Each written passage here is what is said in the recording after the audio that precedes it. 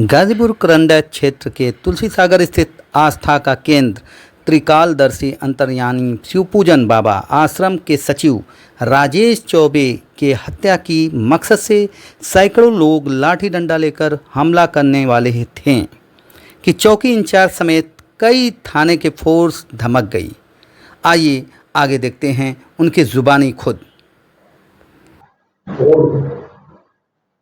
अपना परिचय देते हुए आप बताएं कि कल दिव्यलोक आश्रम पर किस तरह की घटना घटी।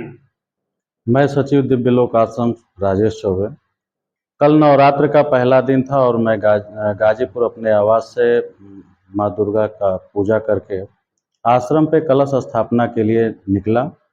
और जब मैं आश्रम पहुंचा और जब ही मैं अपनी गाड़ी को खड़ी कर रहा हूं, वहां पे लाठी डंडे के साथ महिला और पुरुष थे और उनका पूरा सुनियोजित एक प्लान था और उसके तहत उन लोगों ने हमला करने का प्रयास किया। पूर्व से जो भक्त वहां इकट्ठे थे उन लोगों ने बचाव किया। और कारण क्या था सर?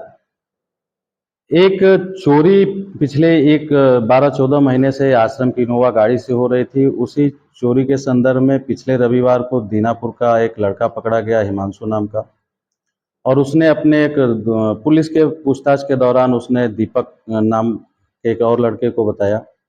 और जब इन दोनों से पूछताछ हुई तो इन्होंने कहा कि इस चोरी में आश्रम का इंदल भी हम लोगों के साथ सम्मिलित है।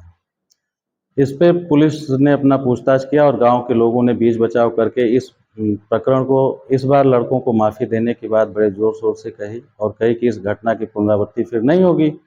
इसके बाद इन तीनों को छोड़ दिया गया और बाद में कुछ सुनियोजित तरीके से कुछ लोगों द्वारा प्री प्लान करके एक भ्रम फैलाया गया कि ठाकुरों के लड़कों को छोड़ दिया गया है और एक बिंद के लड़के को राजेश चौबे ने पूरे मुकदमे में अपराधी बना के और जेल भेजवा दिया है। ये आप बच्चों को छोड़े थे तो कोई समझौता कराकर छोड़े थे या उसके ऊपर मुकदमा करा के छोड़ाया गया?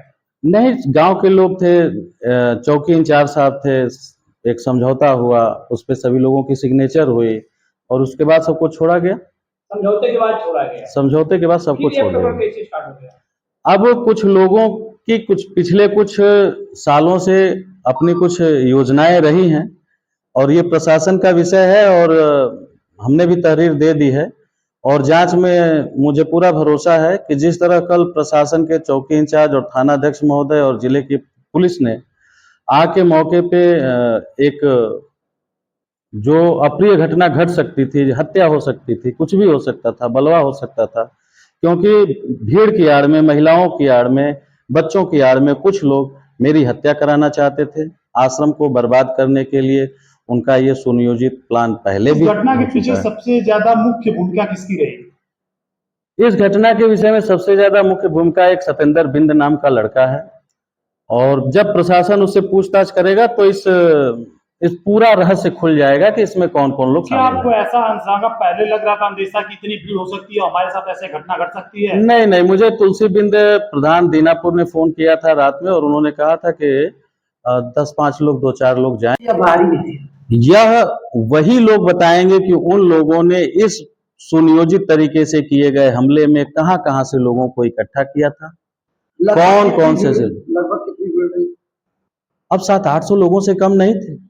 बाकी हाथ में था, गड़ासा हाथ में था, डंडा हाथ में था, तो एक आदमी कितना गड़ासा, कितना बाकी और कितना डंडा झेलेगा? वो तो कह रहे हैं। फिर से एक बार हम धन्यवाद देते हैं आप लोगों के माध्यम से चौकी इंचार्ज बड़सरा और एसओ करंडा को और गाजीपुर के एसपी साहब को, जिन्होंने मौके पे को संभाला और स्थिति को नियंत्रण में किया। अपनी सुरक्षा को लेकर के आपने प्रशासन से गुहार लगाया? मैंने अभी तक प्रशासन से न कोई अपनी सुरक्षा को लेकर गुहार लगाया है और उसका जो प्रोसेस है वो भी मुझे पता नहीं है। भविष्य में अगर आवश्यकता होगी तो आप लोगों के ही माध्यम से इस बात को भी उठाया जाएगा और मैं ये जरूर चाहूंगा कि एसपी साहब महोदय रविवार के दिन उस आश्रम पे काफी भीड़ होती है, 2-1 पुलिस के लोगों की व्यवस्था कर दें जिससे आश्रम में दर्शन पूजन का काम सुचारू रूप से चल सके। भी किया है।